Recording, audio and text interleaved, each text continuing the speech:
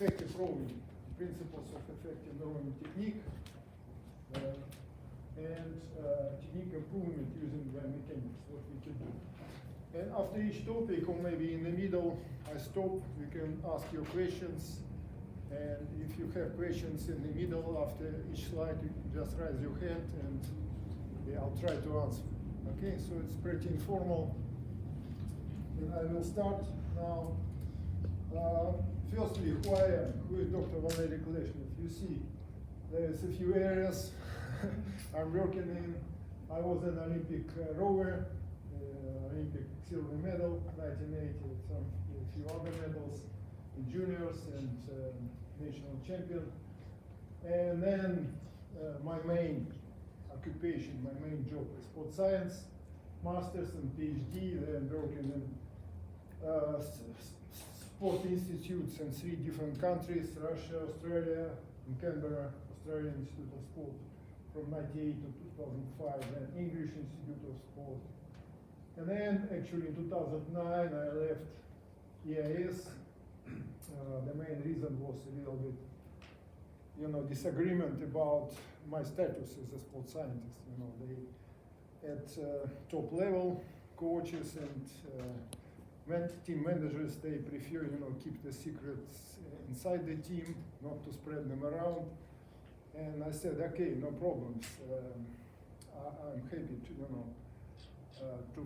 to work with you. All your ideas is yours. But if you not use my ideas, what should I do? Should I let them die? I'm a sports scientist. Sorry, guys. It's not in my contract. And actually, my rowing biomechanics newsletter was the main problem for that, because they told me you publish, too much, you helping our competitors, and we pay your salary. But I decided, to go in this way as a sports scientist. I founded my own company, Bio, in 2009, and I really enjoy it now. And now I think I feel very good, after working for myself. What I'm doing is mainly another area is research, studies, research, inventions, coaches, education. That's what I really enjoy. I really enjoy to discover all new things. I think it's the main purpose of humankind, to create new knowledge, new whatever, new device, new results, new medals, new rowers. That's great idea. And it's not written here. It's another point of another side of my personality. I think open-mindedness. I think it's really important, because very often people who work in the sport science, they stick to some idea, and they just reject the evidence, the facts which do not fit to their theory. And I think this is a real problem. And I mean open-mindedness, that means I receive information, facts, data, measurements, this my day-to-day work, this my testing, research, and if they do not fit to the model, to the theory, I just have to change theory. So if you find something contradiction to my theory, just tell me, maybe I review it, and I think it's quite normal way. And I think it's really good and easy way to do, because I do not link my personality with my ideas. They are separate, So I'm like a limited company. So that's why I'm not offended if you say, okay, it's all bullshit, It's incorrect. I said, okay, give me an evidence why it's incorrect, and then we can discuss it. But the evidence must be, objective. If you tell me, I think, and from my experience, I say, sorry, this is not scientific evidence. It must be, some numbers, measurements, and some, more or less objective, right?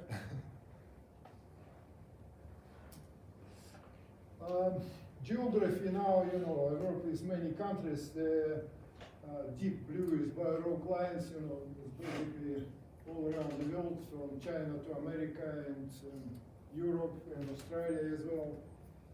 So, I mean, clients, people who's buying my equipment and doing testing with them and all other sort of services and goods. This is Olympic champions I'm working with. This is not complete list, but when I show this, I never say they won because of me. No, it's not right. The purpose I'm showing this because from these guys I got really important information, because when I build the model, I have regression trend lines from novice, club rowers, national level, Olympic level, and then Olympic champions. Then I can see the trend. That's important, and it's not really easy to get that information from top rowers. Very often they just refuse to. And I have many cases. For example, Mehi Drysdale. He came to London. Mehi Drysdale, New Zealand Olympic double Olympic champion in single. I offered him free testing, even free dinner. And he said, I have to call my federation. And then next day he said, no, it's top secret, because Valerie can, copy Mehi Drysdale and print on 3D printer another. But of course, it's not serious. And recently it was with Oliver Zeidler, German guy. It's the same. It's not easy, but I got some of that. And these guys, Jimmy Tompkins, Drugin, of course, the Australians, I learned a lot from them when I was working with them from 98 to 2004 with Noel Donaldson, their coach. That actually was a keystone of my theories and of models. Catch through the stretch, next fast pipeline, I got from these guys. It was really great fun and great experience for me working with them. And I learned a lot from them. They gave me a lot. Maybe I gave them a little bit. But they gave me a lot of knowledge and insight of what effective rowing, how it works. My publications, as I said, I publish every month.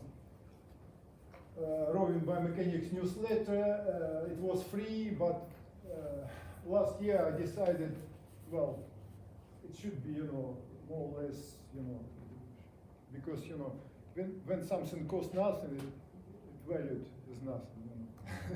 So I decided, to charge a little bit money, like 30 pounds per year. It's only 2.5 pounds per month. It's not much. Yeah, but if you subscribe to Biorow membership, I will send you monthly Rowing Biomechanics newsletter, and also you can, ask me the question. I'm always happy, to help you to answer. The book Biomechanics of Rowing, first edition, 2015, and 2020. The second edition, maybe it should be appended in a few years, but that's what we have.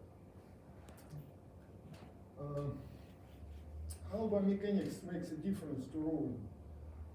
It's a few points here. That's, of course, it helps you to achieve better, more efficient technique and faster rowing speed. Also, risk of injuries, reduced risk of injuries. That's quite obvious. But which is not so obvious is that it makes more interesting for rowers. The young guys now, they all on computers, on gadgets, they understand it really well. All that maybe some older coaches don't quite understand that numbers, but young kids picks it really quickly. All that information, especially in a school like yours. Also, I think it's improved trust and respect between athletes and the coach, because coach presents some objective, information. And again, subjective. That's why it's separate from coach personality and support, what coach is doing. And I think it's really important. And of course, it improves competitiveness of rowing program, because when other clubs can see in this specific club they use, all that scientific background and really effective coaching, they try to move to this club. That's what we saw in Maidenhead Rowing Club. I was working with my wife, and we were coaching a group of young athletes. We have like a queue of other athletes to join our group, because it's like the whisper, spread it around. Specifics of rowing biomechanics, it's very specific. It's different from sports physiology, psychology, nutrition, because it's very sport specific. If we study rowing technique and compare it even with canoeing, or I'm not talking about swimming or running, it's completely different measurements, completely different models. So it's not easy for me to move to other sports. But sports physiologists, nutritionists, they can work across many sports. Also, I can't go and buy my equipment in the shop, my mechanics equipment. Maybe some, pitch system, yeah, I can buy it, but I think it's really give you very basic information and really closed system. I can't use it, for everything I need. So I have to develop equipment as well. This is flow chart of rowing biomechanics. This is basically gives you idea how it works, how you put together these components. You see the 3 levels here. The bottom level is the measurements level.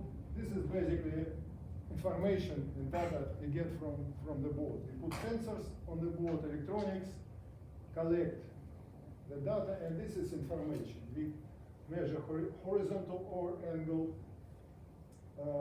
force, give us force curve, segment velocities, legs, trunk and arms, board velocity, acceleration, vertical or angle, give us blade work, and we put it together, and in the middle we have analysis level. So we have a few components, for example, horizontal or angle, which is stroke length, and force give us power. This is really important. Without power, you can't move in any sport. Then force curve. This is sort of dynamics, how you apply the force. And segment velocity give us rowing style, rower efficiency. All 3 give us effectiveness. And on this side, on the right-hand side, we have efficiency. And it comes from the board velocity acceleration, again from the segments, and from the blade work. The difference, from my understanding, between efficiency and effectiveness is that efficiency is really simple. If you divide power output on power input, it gives you efficiency percentage of any object, engine in a car, or human being, or anything, or jet engine. But the problem is when you have a low power input. For example, you're rowing really lightly, and you spend very small power. Efficiency can be high, because like at the bottom divider is your power input in energy, which comes from your body. If it's low, efficiency is high, but the speed is also low, because low power input. So you need both power and efficiency, and this comes to effectiveness. Effectiveness is basically combination of efficiency and power, and it gives you real speed. That's what we need. And this goes to metabolic power production, then technique, and the top level actually performance level. We need to put all areas together, not only biomechanics, we also need physiology to produce that power. We need psychology, motivation, lowering anxiety, all that ability to fight in the race. And race strategy, and then you got result in the middle when you put it all together. That's my understanding, how we connect simple data, simple information to the performance. We do analysis, then we put it together and produce some numbers. Any questions about that? Ideas?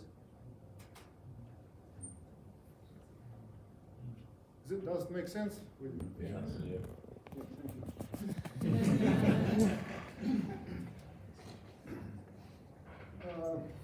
Okay, instrumentation.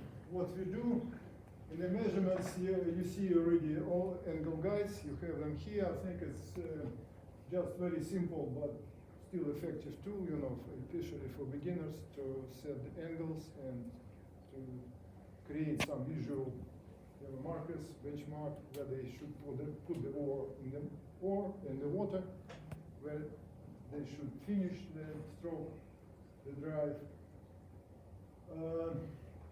Also, we have telemetry system. You see that levers on the oars, and they connect this, the force sensors actually is on the oars in our standard system, and so binaural text system. I think it's really efficient, for measuring the most essential rowing variables.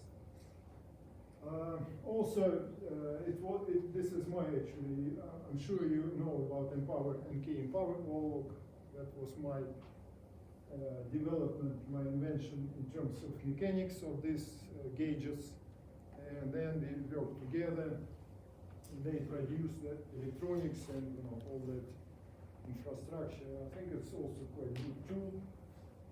Still, I think could be developed further, but this is big company, NK, Nielsen Kellerman, they also produce other things. Sometimes they're not really focused on rowing, mainly on wind meters, this stuff, other stuff.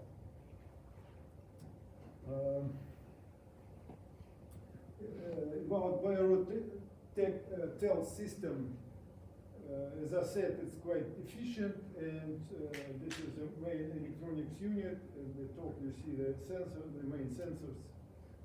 That lever measures two-dimensional horizontal and vertical angle, force sensor at the bottom of the core cable. I hope you will see it in action one day.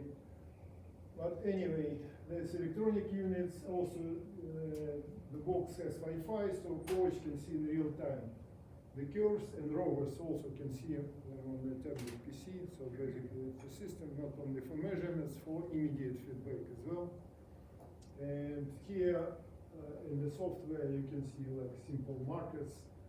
And for example, catch factor or in style factor, you can see straight away are they on the target or not.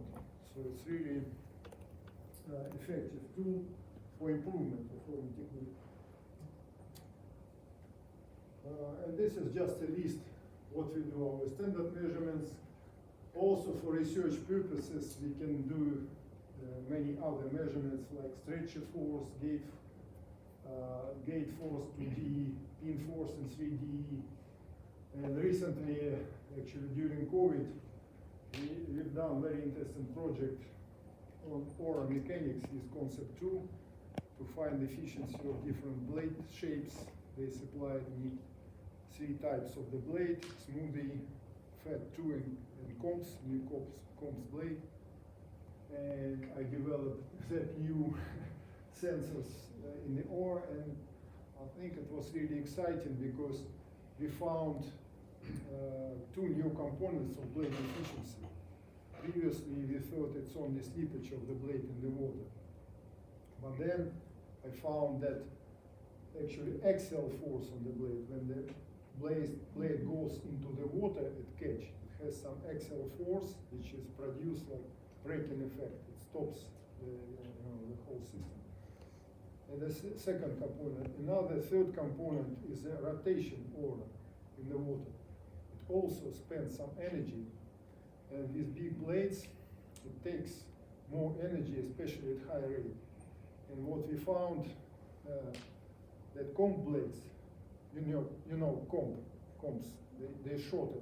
They're only 36 centimeters long compared to 46 fat blades. Because they're shorter, especially at higher rate, they spend less energy on the rotation in the water. That's why they're a little bit more efficient at higher rate. And that's very common question now of many coaches and rowers, are they effective or not?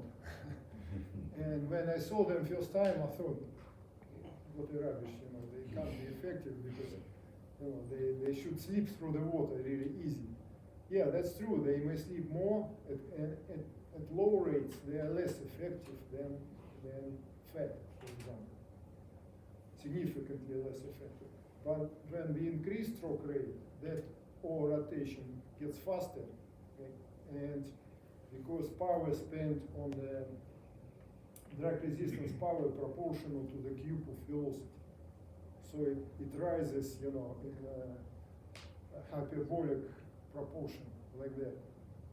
And we found that at racing stroke rates 36, 38, 40, combs are more efficient than fat. And you see now many international crews, they use combs quite successfully. Probably. Even at Worlds, the most of scholars actually now use comb blades. Any questions about this? Sorry guys. Did you find it in sculling and sweep when you have rotation of the blade? Sweep, I haven't measured sweep. I measured on the sculling. I'm not sure.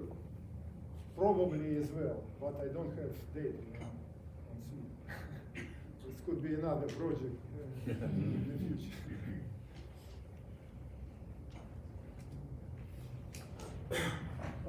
When we do testing, we have standard protocol. I use it for 10 years now, since 2013. I think it really helps, to get objective information about different stroke rates.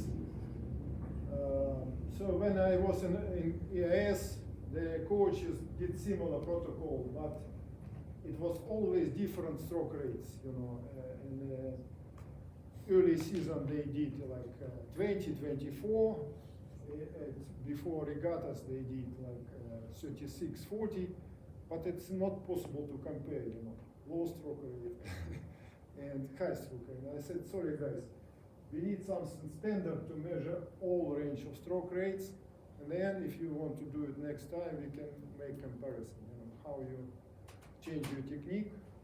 And that's what we do. Also, it's good test for endurance, strength endurance, because this is continuous piece, 2000 meters, full pressure, just variable stroke rate. And I think it works really well. Data processing and analysis, it's a lot of know-how inside, but for you it's pretty simple. What we do, you see, we record the session, the whole session, then on the bottom you can see every stroke, one dot is one stroke. And then we select the samples, and the software produces like average force curve out of that sample. It means could be 10 strokes, could be 20 strokes, or 100 strokes. And then in the report, all these curves, they are not specific strokes, they are average from the sample. And this is unique feature of my system, because to my knowledge, nobody in the world is doing this sort of analysis. If you look into pitch system or VIBA system or any other rowing system, they just analyze every stroke, and it's really ambiguous, because one stroke could be better, another one is worse. It's not really objective. This one works really well. It gives you average pattern, and we can compare and we can say exactly, okay, when you increase stroke rate, your force curve changes in this way. You get lower here, but more or less consistent here. The same with the blade work, the seat velocity. So a lot of work implemented in these analysis methods, but I think it works really well. And actually, the main purpose of my work is to make it simple, because when I started, it was very complicated. You have like millions of numbers, and it's not humankind cannot comprehend, all that information. So my purpose is to make it simpler, and simpler, specifically for rovers and rover coaches, roving coaches. So finally, we came to this type of data evaluation template. You see, it's really simple. Here, blue, we have target force curve. Red is what we measure. That's it. So you see the difference straight away. It's quite good here, a little bit missing here, good in the middle, even higher than, missing here. And then good at the finish. And similar with the blade work, legs, trunk, and arms velocity. And then at the top we have numbers. Also we have targets.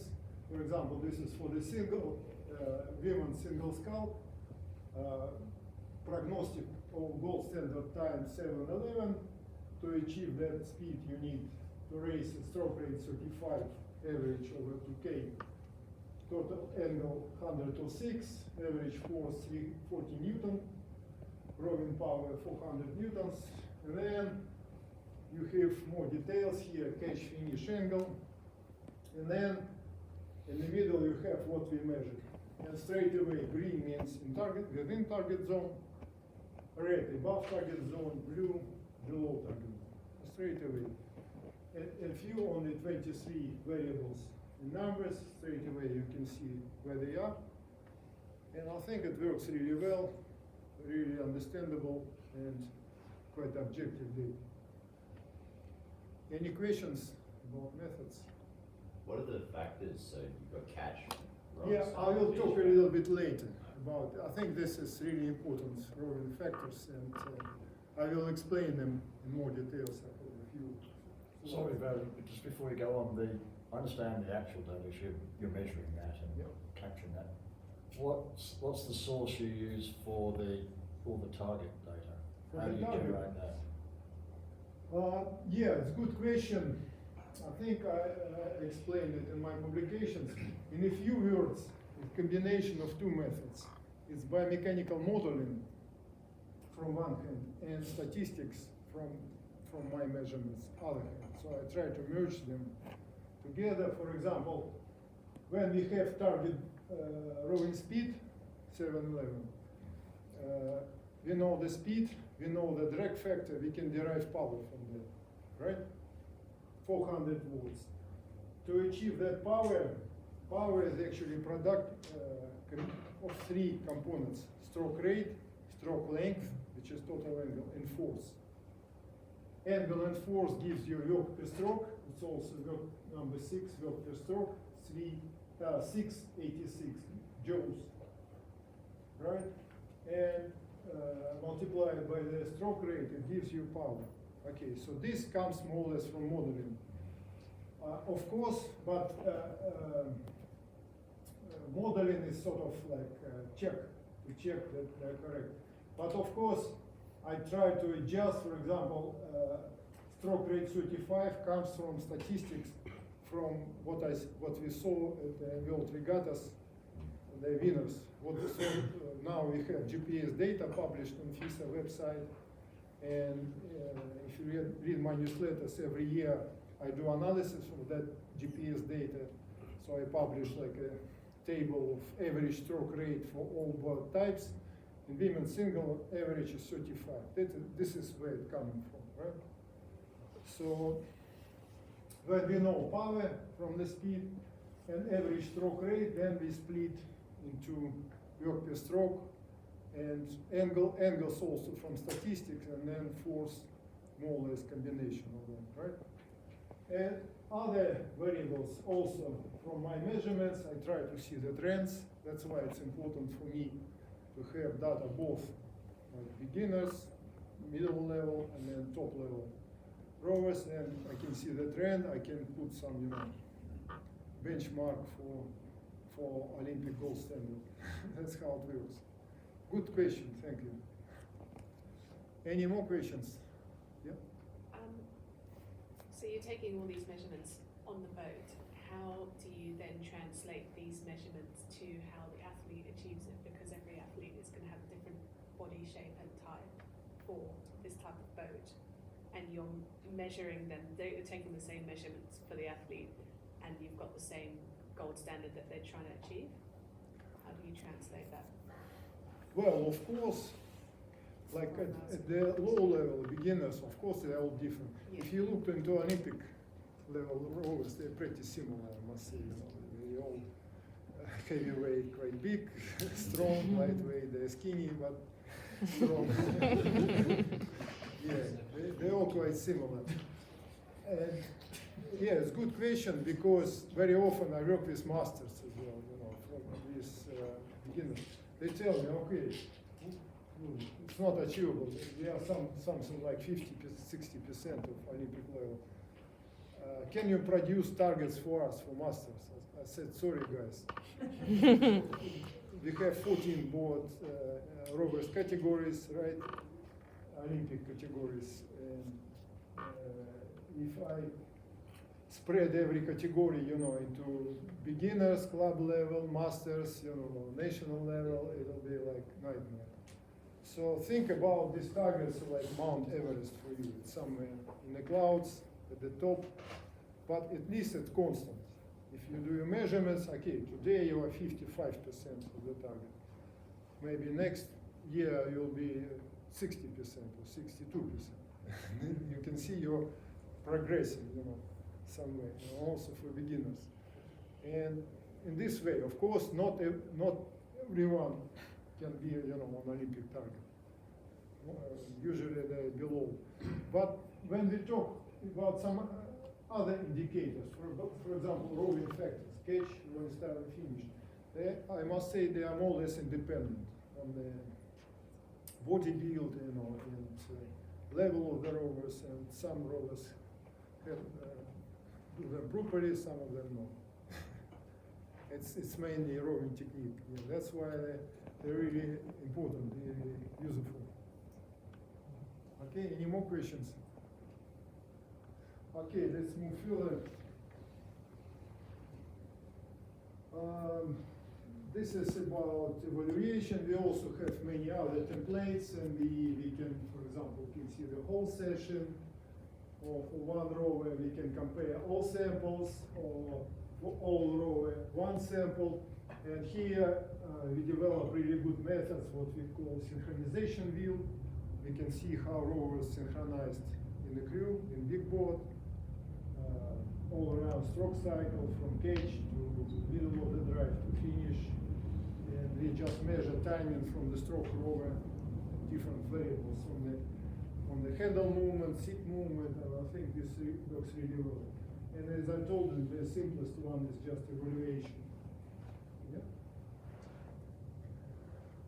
This is more details about synchronization view.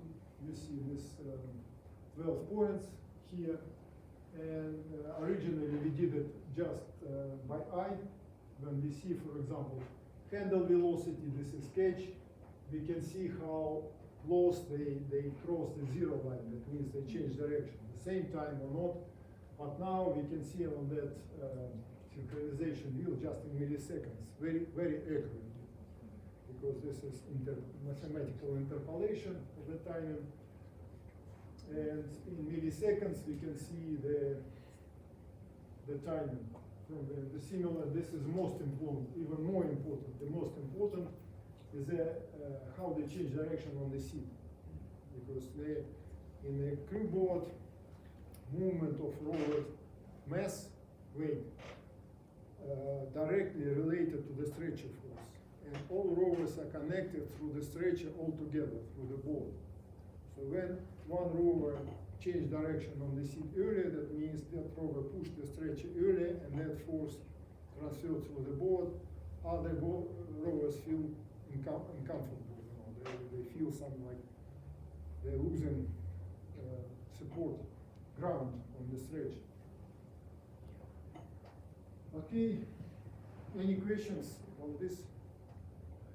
But this is more or less probably impractical for you because you don't have experience working with that system, but I hope one day you have it. Segments velocities, this is also evaluation template. For scaling, we can see separately starboard, port side and starboard, so we can see symmetry of how symmetrical the force curve, the blade curve, really useful information. Data comparison, as I said, we always try to see the changes when we measure the same rovers or crews again and again.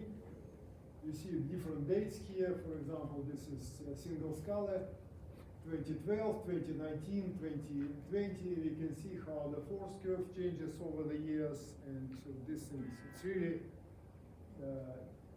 easy to understand because just we overlap the force curves and segments velocities. I think it's really effective method. Okay, that's it about methods.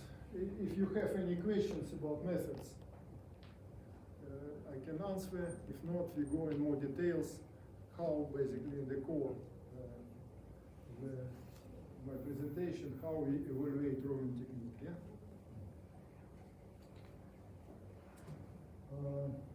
How we evaluate the force curve. It's actually really simple and similar analysis made in Power, all look a little bit different in terms of level of the force. So basically, this is 3 points. The first point, catch gradient. You see the red one. It shows you how quickly you increase the force. In my measurements, the main criterion is 70% of maximal force. And what I found, this level is really important for what we call, you know, trampoline effect, connection to the water, and engaging big muscle groups, working with, you know, that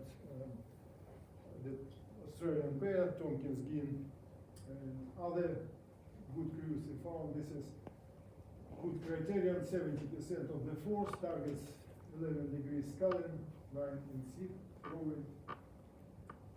And then second point, position of the peak force, where you apply peak force, the same for NK in power loops, basically percentage of the stroke length. This is the targets. And finish gradient shows you how well maintained you maintain force second half. Right? In NK, they use a slightly different approach. They put some constant threshold force, 200 Newton for sweep, and I think 100 for scalar, and 100 for exit force, and they call it catch sweep and washing out, something like that, and wash, right? And I think we were talking for many years that, and I think they were intended to introduce this criteria as well, 70%, but probably not yet. I'm not sure. But anyway, this low level, it shows you mainly connection to the water, because you can achieve that 200 Newton simply grabbing the arms without big muscle groups. I think 70% is more informative. Can you explain what 11 degrees means, catch gradient? What is that?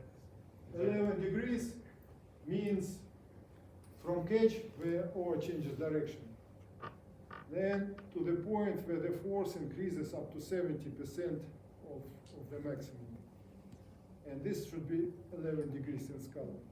That's how the movement, angular movement of the oar from catch is where the oar changes direction, your longest angle, to to the point where the force increases up to 70% for the maximum. Yeah? Just remind me then what's the total degree from catch to finish? Is that like In scaling, it's usually 110, 108. In sweep, it's 85, 86, 80, up to 90. So in percentage, it's about 10% of the drive. It's not long, it's something. So is that X the angle or horizontal length? It's horizontal angular movement, Okay. angular rotation of the ore from catch to that point, and similar to the finish. Yeah, any more questions? Good. Yeah? Yeah, what? So for example, for those measurements and where you've got position of the peak force there,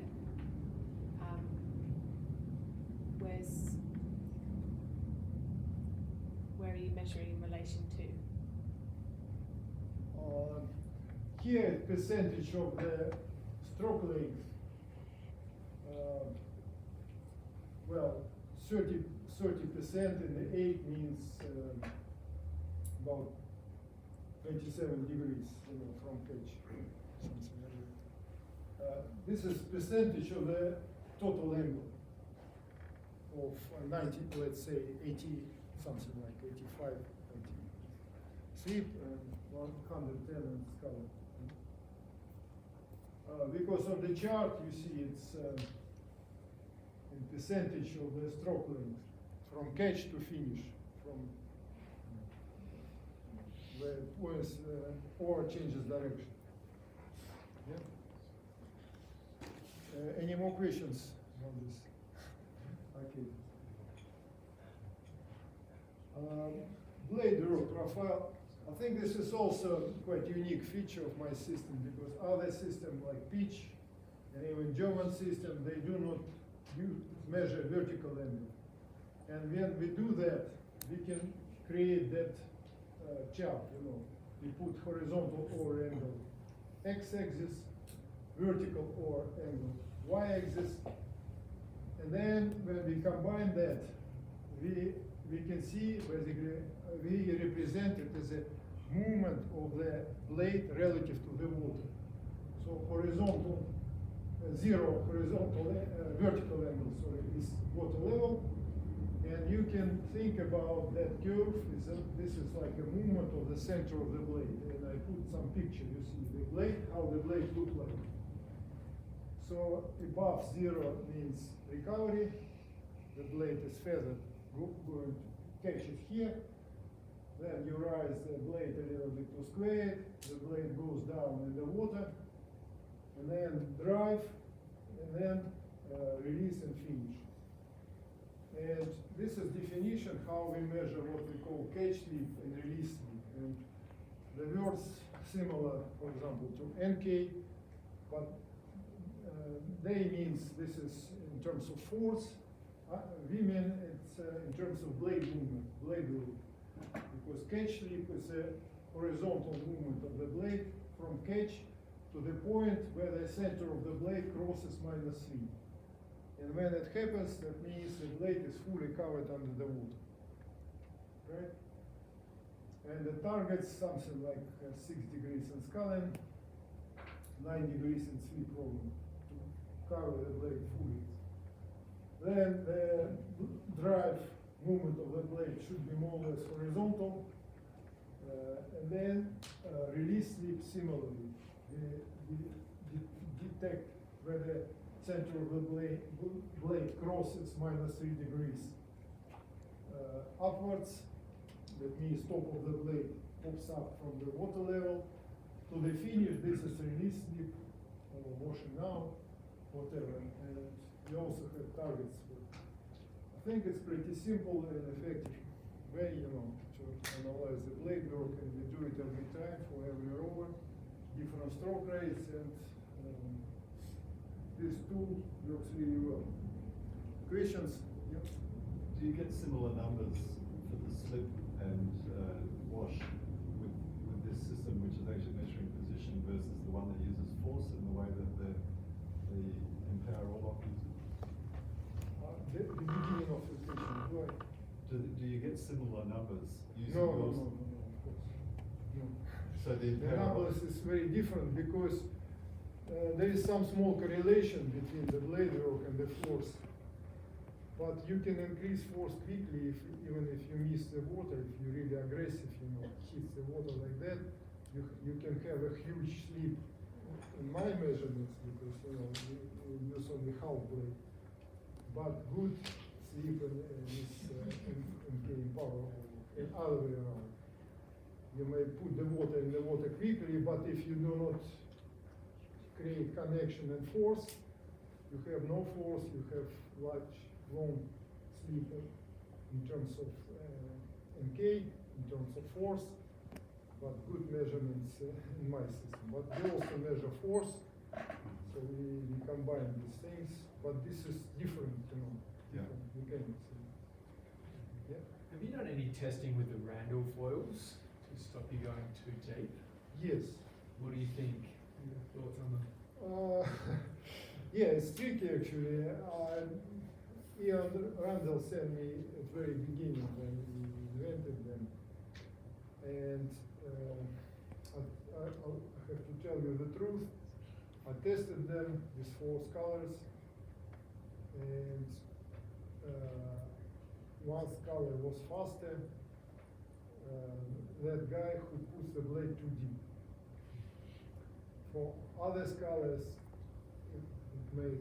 it made rolling slower because obviously they increase air drag resistance during recovery. And guys told me that it's quite difficult, you know, to extract the blade, the finish. And I haven't found any increase in blade efficiency. Slippage of the blade was basically the same. But unfortunately, Ian Randall picked that only sample from the good roll and said Valery Kleshnev proved that that gives you some advantage.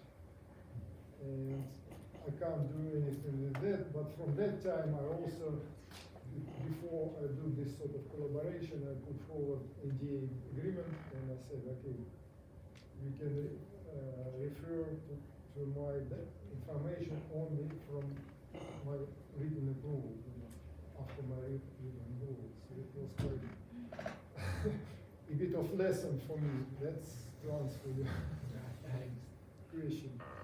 Yeah, I think it could be good tool, you know, for beginners, you know, who put the blade too deep, you know, it stops, you know, the heat and the water and very deep blade movement. But from other points, I think they're not improved really. Blade efficiency and obviously they increase air drag resistance during recovery simply because they increase the area of the blade. Valerie, more time this is find the shape of that blade because there might be some here or the younger ones who not understand what the Randall blade is with the lip on it. Yeah, Randfoil is it's a little, you know, little plate which you stick on top of the blade like that, like a visor, you know.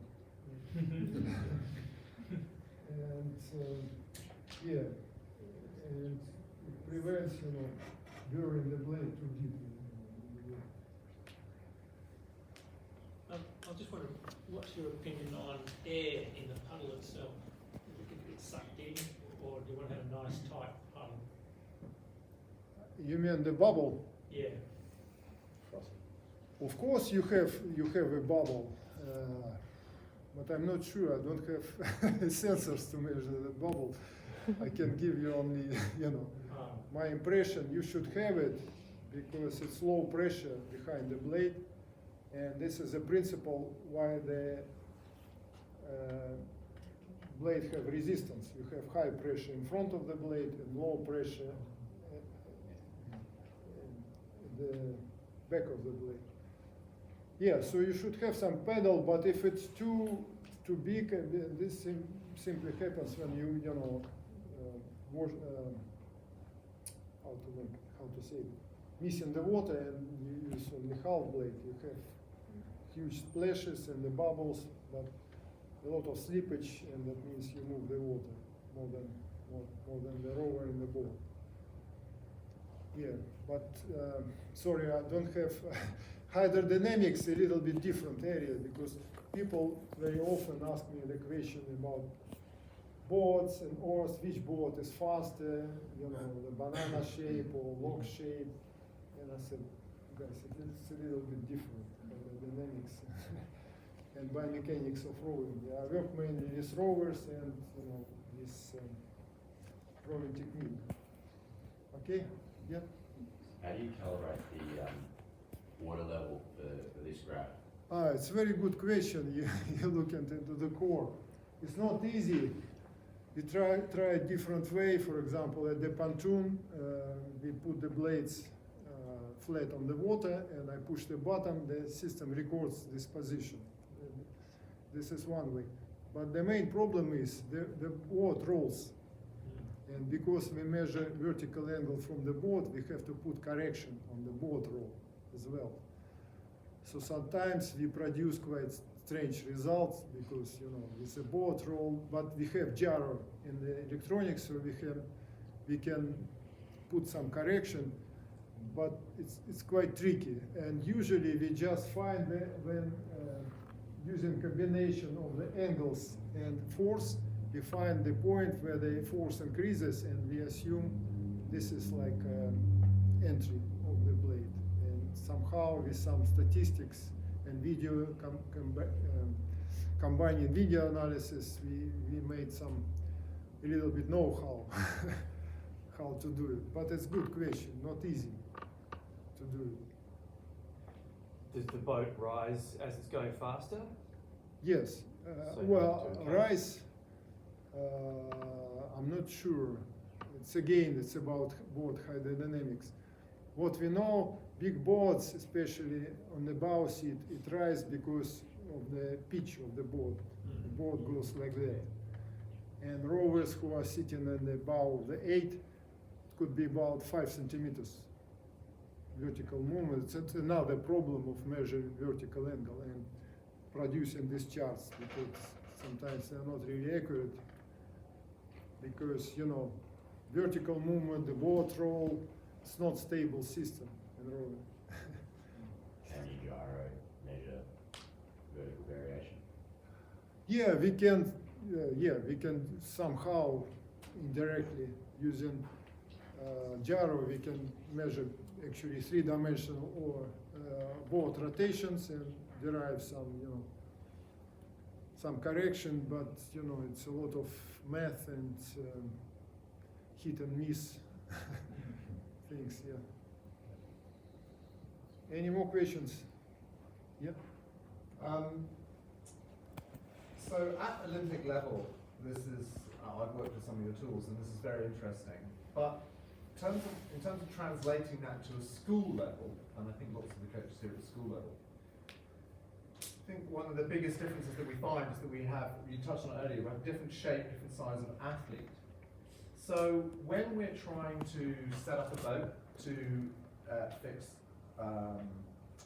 alternate angles, should we be taking into account the size of the athlete and therefore trying to make adjustments around that to get them the same? So for example, catch angle and finish angle, easy to achieve if everyone's got a span of 185 centimeters. But if one girl has a span of 185 and one girl's got a span of 150, then are we looking to try to keep the angles the same and therefore change the rig of the boat around that?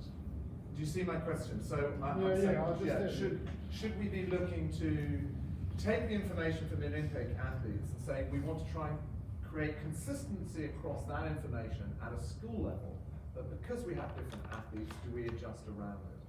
Yes, good question and very common, question coaches ask me this question. My answer would be like this. The first priority in rowing is synchronization timing. Because, the interaction of the forces and the rover masses and a lot of things happens when they row synchronously or asynchronously. And this is affect rowing efficiency. So the timing is the first priority, especially movement of the seat. Timing of the movement of the seat because it's stretcher force, but of course the blade as well. So using some video analysis frame by frame, you can see how the blade changes direction, how they enter the water, how synchronously you can see from the stern, you can see all blades, and the main target is to synchronize rowers. But of course, if you have tall, strong rowers, and they just have shorter drive time because they move the blades for the water shorter. In this way, you have to make them heavy. You need to increase outboard and decrease inboard and spread, and achieve timing in this way, and finish as well. Catch timing actually not really depend on the rhythm because it's mainly feeling of the rhythm of the rowers and how they move from recovery. Nothing prevent them, to take catch early or late, after recovery.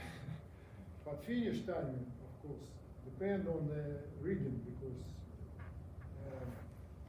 heaviness and affects, the drive time, how they finish together. So this is the first point. Another point, not very often the small short rowers row longer angles than the big rowers. So that's what I found.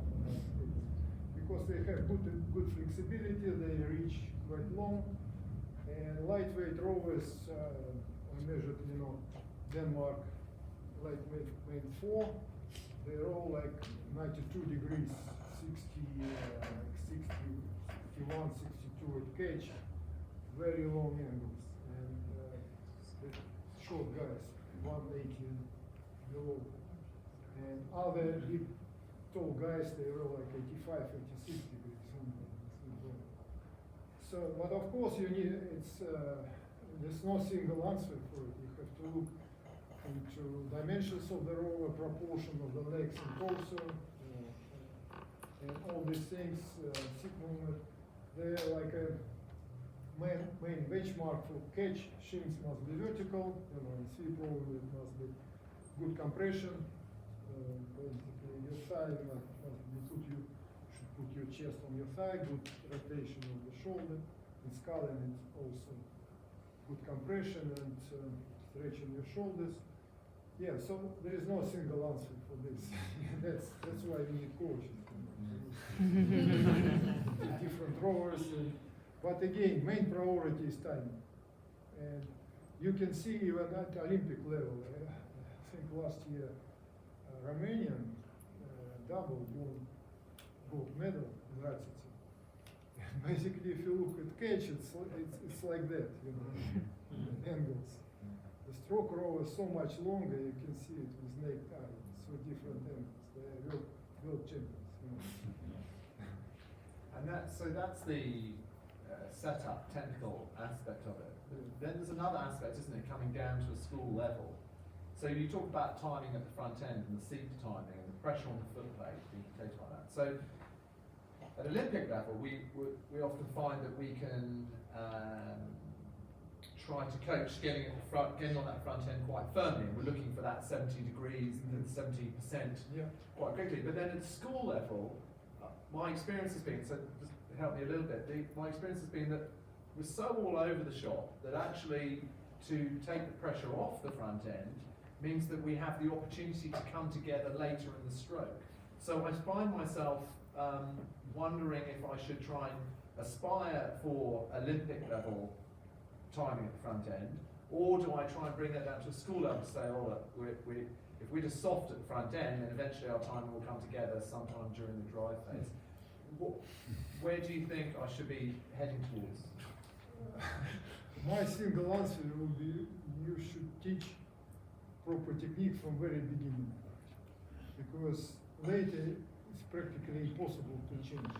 When you teach them, younger guys, okay, give some allowance, okay, they're not so strong, they used to do it in this way, and then they do millions and millions of strokes in a few years' time, and that's it. It's like a canyon of that, movement pattern. They dig that rod deeper and deeper into the ground, and then it's not possible to get out. They will stick with that movement pattern, and you can't change it. That's my experience, even at top level.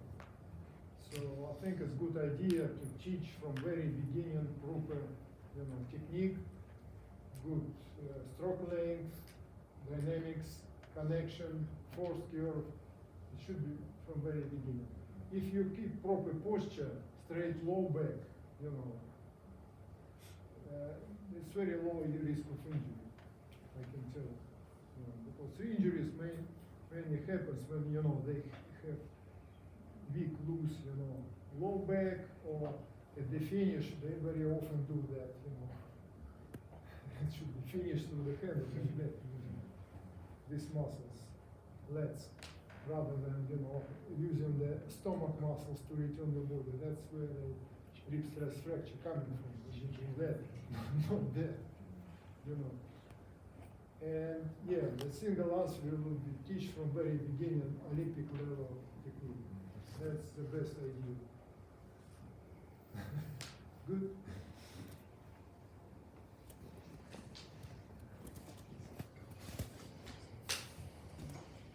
Okay, biomechanicals, basic principles of effective rowing. This is basically all about that rowing myth and legends, what we, the many coaches and rowers still talking about. Checking the boat, don't stop the boat at catch, keep the boat running. I'm sure you heard that, verbal expression, right? Mm-hmm. Yeah, and they're still very popular, and they, I was curious where they came from. I think it started somewhere in 1920s, 1930s, 40s, and then 50s, when again scientists, people like me, start measuring boat velocity. They developed some tools, and they found it's variable, and even before that, probably. And then there's the new hydrodynamics law. The drag resistance is proportional to the square of the boat velocity, and power energy losses are proportional to the cube. And they found that when the boat velocity vary, you have to spend more power to overcome resistance, right? And then they decided, okay, the most efficient way to row is to keep the boat speed constant, boat velocity constant. But this was just incomplete model. This typical example how people take into account one factor and didn't know, or just forget, or was ignorant enough to not to include another components of the equation.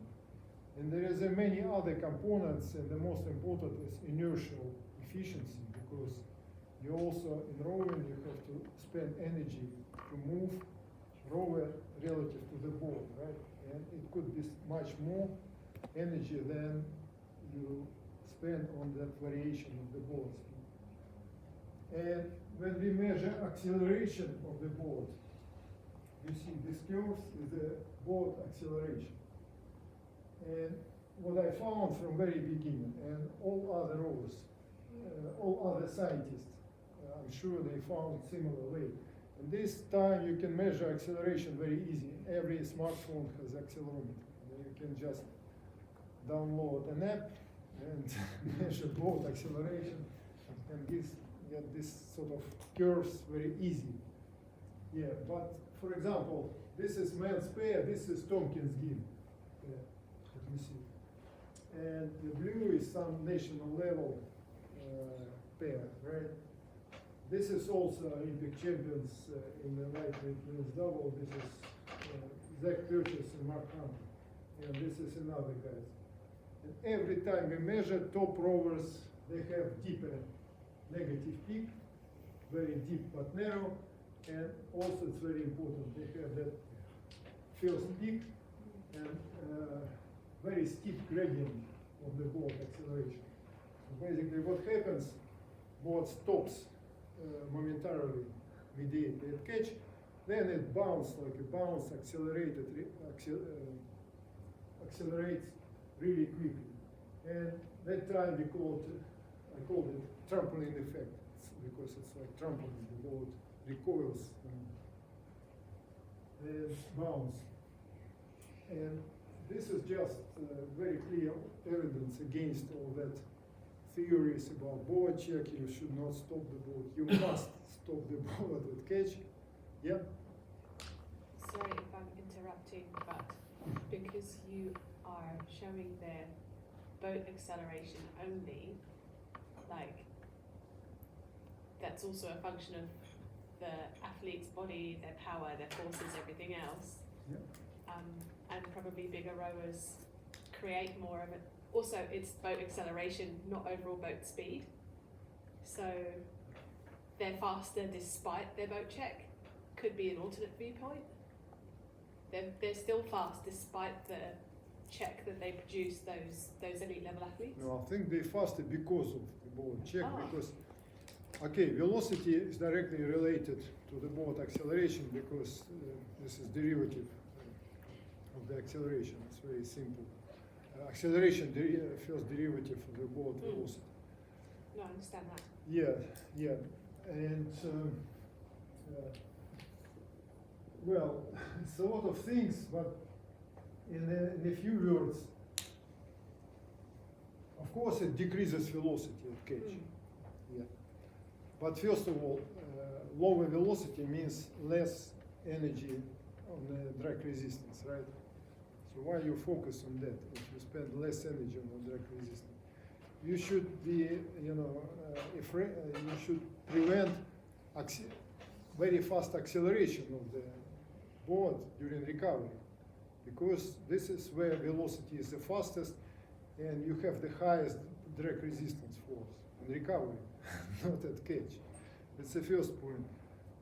Then there's many other points. I think I'll explain it later.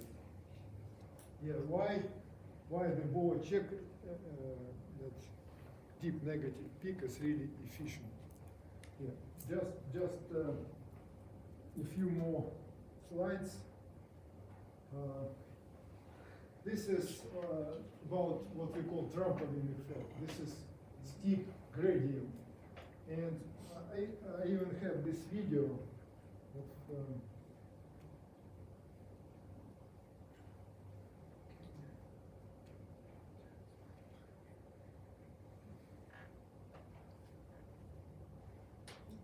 look at this rhythm.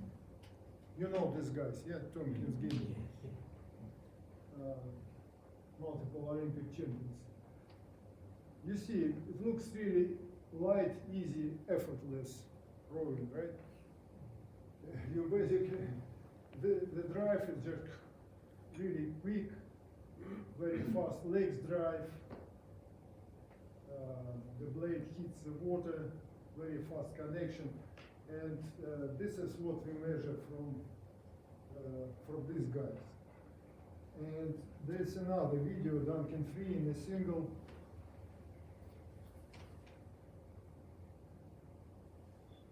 You see very different rhythm.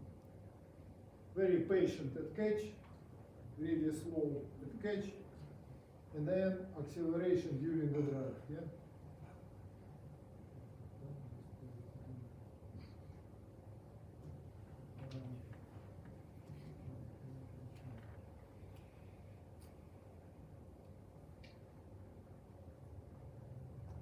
You see this difference, and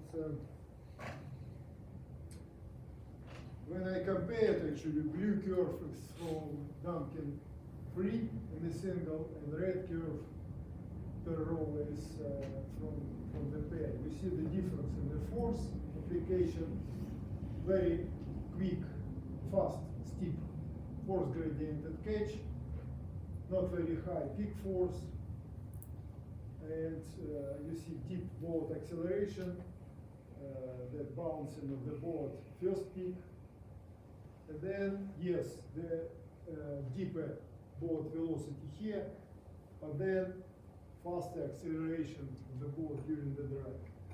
That time we call it trampoline effect. It's basically what happens when the board bounces, has that very steep acceleration curve. That means the stretcher accelerates, and rover can push the stretcher more effectively, accelerate the rover mass more effectively. And it gives you, that dynamics, easy looking drive, effortless rover. This is one point. And then another point. In roving effect, we transfer power not only through the handle, we transfer it through the stretcher as well. In proportion 60 handle, 40% stretcher. So when you work through the stretcher, you do not stop the board. You produce that force, and that force transfers through the board rigger to the pin, push the ore in the middle, and create propulsive force of the blade. It's productive force, the stretcher. And all good coaches, they focused on the stretcher, work through the stretcher specific. Paul Thompson, Jürgen Grobler, and many other coaches, if you hear their names, they keep saying, push the stretcher as long as possible, work through the stretcher, because this is the way to produce power using the biggest muscle groups, glutes, hamstrings, quads, and it's much more effective rather than using upper body muscles. Right? Just a question on that, so concept check. So the trampoline basically infers that you're storing power in the trampoline. As you land on the trampoline, you're basically putting energy into it, which you'll then get back when it bounces back up. So in a foot stretcher, there's no elasticity in that. There's a little bit of elasticity in the blade. So I've heard of the concept, coil up the spring or spring off the foot stretcher. Yeah, absolutely right. In rowing, we don't have trampoline because we don't have firm ground to support, the stretcher, and it's always moving. Of course, its nature is different, but I mean, the main point is acceleration, because why we can jump on the trampoline high? Because we landed on it, and then it recoils, and we have some velocity under your feet. And then this velocity is added to velocity of your legs extension, right? That's why you can jump high. So this is sum of two velocities added together, summed up. And actually another interesting point of this concept. Of course, in rowing, we don't have that elastic energy. Maybe a little bit, by the way. We have elastic energy in the oar, but not in the oar, in the muscles and ligaments. Because on recovery, you bend your legs, knees, and then when you bounce, you can maybe, if you do it quickly enough, you can, recover that energy from elastic energy from your muscles, ligaments from your legs, right? But that's not much. By the way, because rowing is slow sport. Compare, for example, to sprint running. In sprint running, they get 90% when they take off from the calves.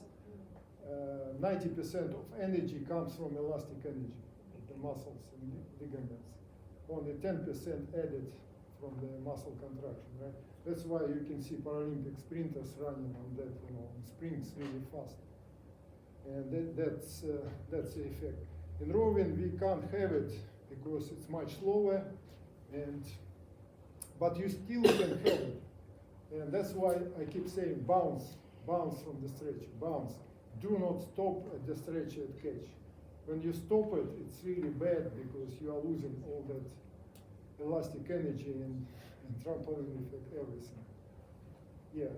So of course the main component is not elastic energy, but idea that we have acceleration of the point of support below under your feet. Yeah? So when we have that acceleration, that added to acceleration of your legs extension, and then you have acceleration of your body mass much faster, much more effective, rather than from the stationary point. Yeah? Another consequence of this concept is synchronization, because in the crew boats, all rowers are connected through the stretcher. It's like jumping on the same trampoline number of athletes. If you jump asynchronously, what happens? Nothing, because one athlete takes off, another one landed, it cancels the whole bouncing effect. That's why it's important to row synchronously, move the rope through the stretcher synchronously at catch and crew boards, because it's like jumping on the same trampoline, all 8 or 4 rowers, or 2 rowers on the down. So they have to move and do it synchronously. So that's why it's quite productive idea, trampoline effect. Any more questions? Yeah. With those acceleration curves, do you see much difference with the same rower depending on what shafts they're using, or flexible shafts or stiffer? I would say not really, because it's mainly rower characteristics, feature, and they do it very similarly. When we test different blades, it's very similar. The different blade shapes give you very small 0.5% difference in the blade efficiency. All other variables are virtually the same. The stroke length and force curve and all that pattern, because it's a feature of rower, not the blade. So having a bend in the blade at the catch, when you start putting the power on, that's not storing energy in the stiffness, in the stiffness of the blade. Yeah, I mean, I thought you are talking about the shape of the blade. Okay, the stiffness can make some difference. Yeah, you're right. If you take very soft and very stiff blades, but also not much, maybe just a little bit. And ideally, it should be proportional to the power of the roller. Yeah. The stiffer blade actually the most efficient, probably, from biomechanical point of view, or maybe it's still not quite clear. The blade stiffness quite ambiguous. It was idea some years ago. I thought, okay, if you use very soft blades, it will be like pole vaulting. You bend the blade and then it recoils. But in fact, it did not always work, because you have, again, in rowing, the water is soft. You have no firm ground under the blade. The blade slips, and you need to make connection with that bubble again, which helps negative pressure, increase blade efficiency, these things. So many unknown things in rowing, but we have some only empirical observations and not everything measured. Yeah. Okay, more questions? Okay, I think we need to move quite quickly, otherwise it will be midnight. So I think I'll skip a few slides. There's another good idea to think about rowing. It's like what we call hammer and nail principle, and it's all about using the what we call rowing using the board weight or rower mass. So when you, for example, try to insert the nail into the wall, when you apply the hammer, you just push. What happens? Not much, right? It's a really useless method. But when you accelerate the hammer and then hit the nail, it's really easy to insert, right? So why it happens? Because acceleration of the tool and action are separated, right? And similar in rowing. When you try to connect to the water and accelerate the rower mass relative to the board, it's really heavy and unproductive. And a good idea is to accelerate the rower first, and then apply movement of that rower mass connected to the blade, and increase force. And when we measure force curve, the blue force curve is with roller acceleration. That means catch factor acceleration of the body weight first, and then connection very quickly, connection to the blade. And without means like that, pulling the handle first, stationary body weight, stationary seat, like that. You see the difference in the force curve. After the catch, this acceleration of the rower weight always increase force quicker. It makes the force curve much smoother. Without that, you may have some you're missing. Firstly, this loop, that means some braking force, backsplash, and then you may have first peak, and then you have that camel-shaped force curve, which is sort of disconnection in the middle of the drive. And this happens because the rower tries to squeeze the legs after connecting, and the body weight has low velocity, and very often the force curve like that, and you can see and can hear that visually and audibly. So the drives look like this. Consists of two parts. So you can hear that, yeah, especially when the rowers do that, they put the blade too deep, and they just virtually stop in the middle of the drive, and then when we measure force curve, it looks like that. Two parts. It's really heavy and really ineffective and unproductive way to row. So it's much better idea is to accelerate the body weight first, and then connect to the blade. And all that ideas they produce this concept, catch through the stretching. That's what we call the best way to do catch. Older or traditional way that the people think, okay, what you should do at catch, you have to change the direction of the oar, right? What you should do. Or rotates around the pin, so I have to pull the handle. No. You should think that not the pin is the fulcrum, but the handle is virtual fulcrum for the rower. And that makes sense because when you just hold the handle and don't pull it, it's stationary relative to the rower mass, relative to the rower eyes and head.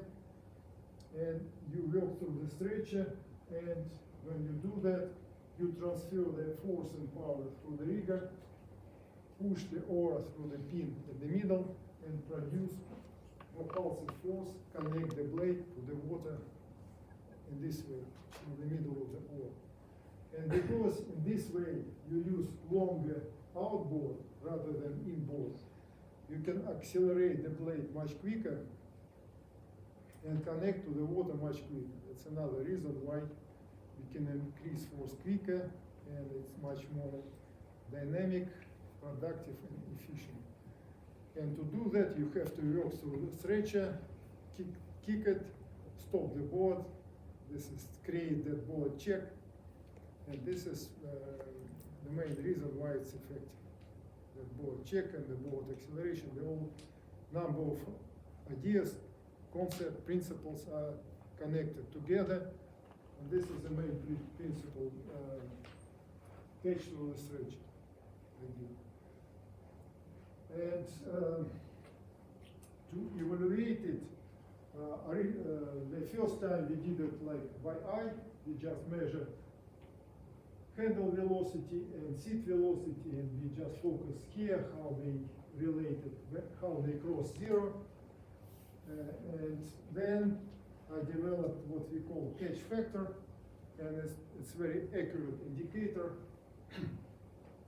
We just take timing, like black as the handle velocity, red as the seat velocity, and we take time between these two moments when they cross the zero at catch. That means they change direction, handle and seat changes direction. And this is definition of actually the catch factor, to answer your question, yeah, about what it is. This is time between these two moments, and ideal time optimal value, minus 15 milliseconds for sculling, minus 25, by the way, for seat rowing. That means it's very short time. Seat should change direction earlier than the handle. This is really short counter movement. Handle away and seat starts moving to the bow. And some people, very often people ask, is it bump shooting? No, it's not bump shooting, because velocity is close to zero. It's very short time. Seat actually moves during that 15 milliseconds about 1 centimeter, even less. So it's really invisible. But that's enough to give you, acceleration of the roller weight. To do that, you have to work through the stretcher, bounce through the stretcher really aggressively, and that creates, that force transmission through the brigade to the pin, and hammer and nail principle. So it all comes together. It works really well. The catch factor. But of course, extremely negative values. If it's more than 50%, it's a little bit bump shooting. If it's positive, that means you are grabbing the arms or opening up the trunk too early. So the target is small negative timing between these two moments. Is it clear enough? Any questions? Yep. Oh, I've got to go. No problem. Yeah, I think we will wrap up very soon. Sorry, guys. No. Just a couple of more slides and we'll finish.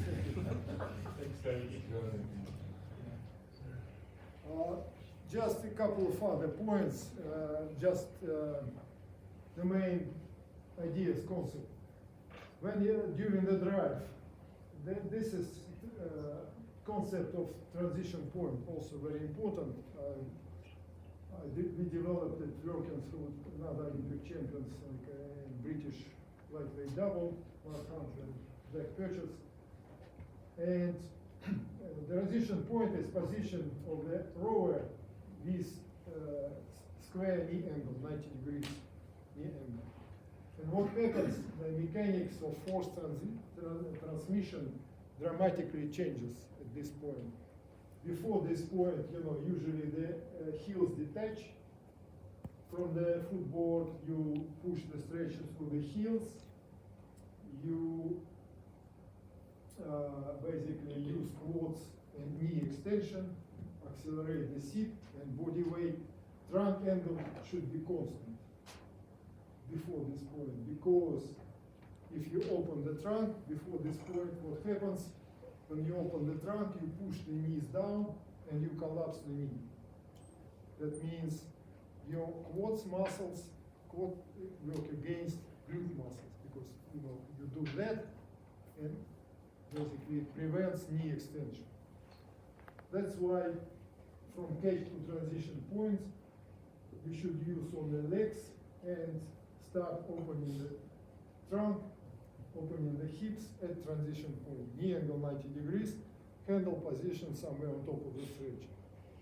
And after that point, you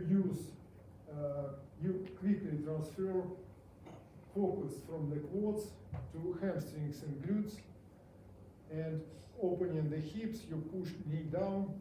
When you have the angle, knee angle more than 90 degrees, knee automatically extends like that. You see, it's very simple hinge principle. Before 90 degrees, you push the knee down, it collapses. After 90 degrees, it extends. And basically, you can relax your quads, and we confirmed it with electromyography. We measured electrical activity of the quads, hamstrings, and glutes. We found the best rowers. They relax the quads during the drive after transition point. And knee still extend using bottom of your thigh, hamstrings, and glutes. The biggest and most powerful muscle of your body is glutes, actually. Very aerobic, very endurance muscles.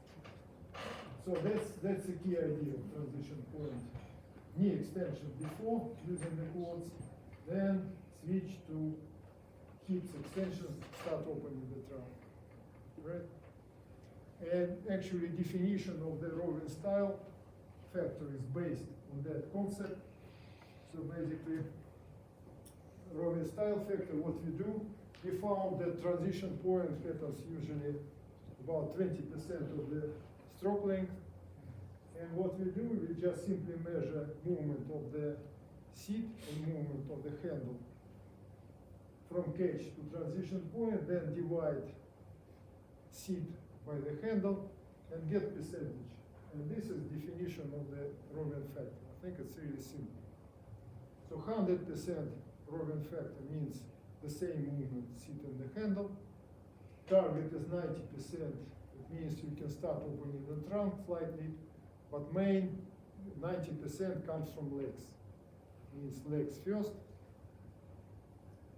And if it's below than 80%, that means you open the trunk too early.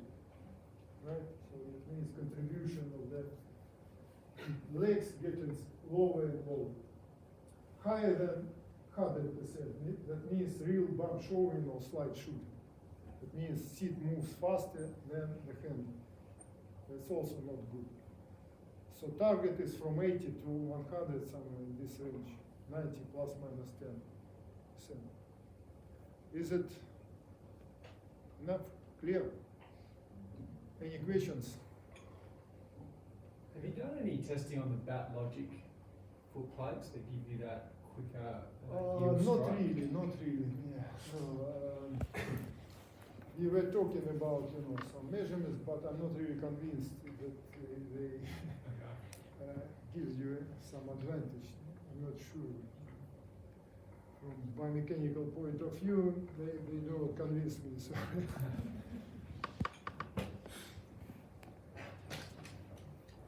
It just probably the last point is about the finish, how to produce effective finish. There's two ideas or concepts as well. When I was a rower, coaches told me, okay, during the drive, your arms are tired, you just relax your arms and just pull the handle and return your trunk pull the stretch and return the trunk to the stretch. But in fact, it's completely incorrect because when you do that, firstly, anyway, it's incorrect. Why you should do it through the handle? Firstly, when you pull the stretcher, this is internal force between rower mass and the ball. It does nothing for the system. It does not accelerate the system. It just transfers kinetic energy from the rower to the ball.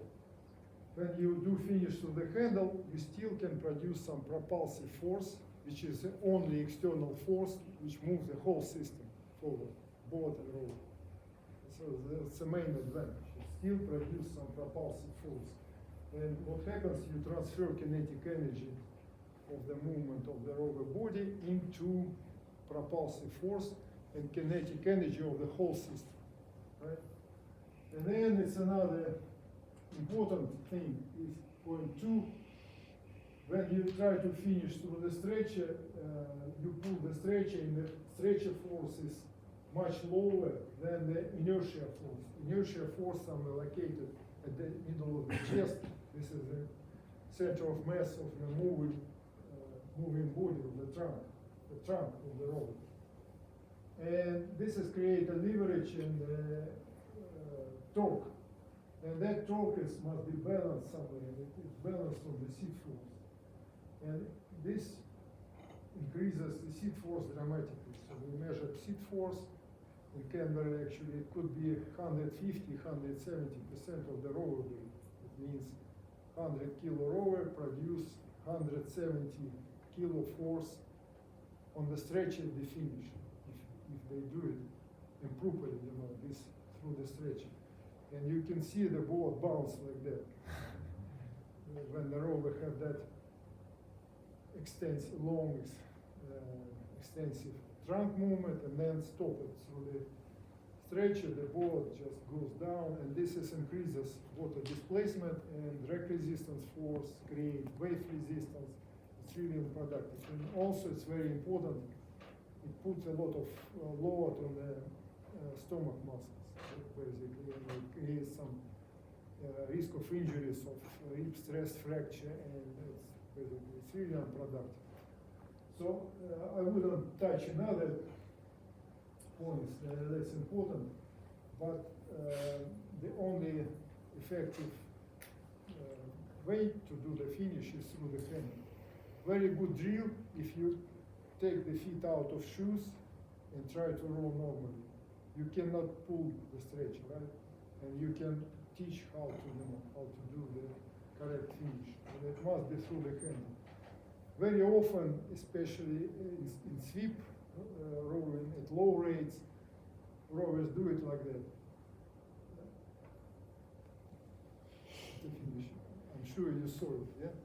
The water. Handle going back to the stern, shoulder still going to the bow. I think it's really unproductive. I think the reason why they do it, they think, okay, I need to use the trunk. Where should I use the trunk?